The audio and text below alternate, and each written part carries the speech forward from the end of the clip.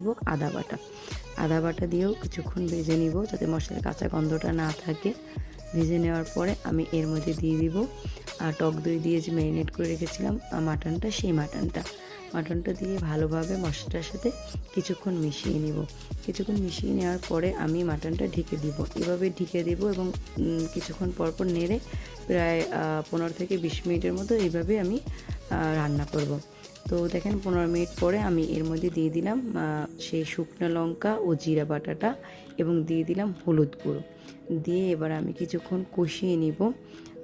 আমি অনেকবার নেড়েচেড়ে কষিয়ে নিয়েছি। এবার আমি এর মধ্যে দিয়ে দিব পরিমাণ মতো ধনে গুঁড়ো, যা দিয়ে দেওয়ার পরে আবার আমি ঢেকে কিছুক্ষণ এটাকে রান্না করে নিয়েছি।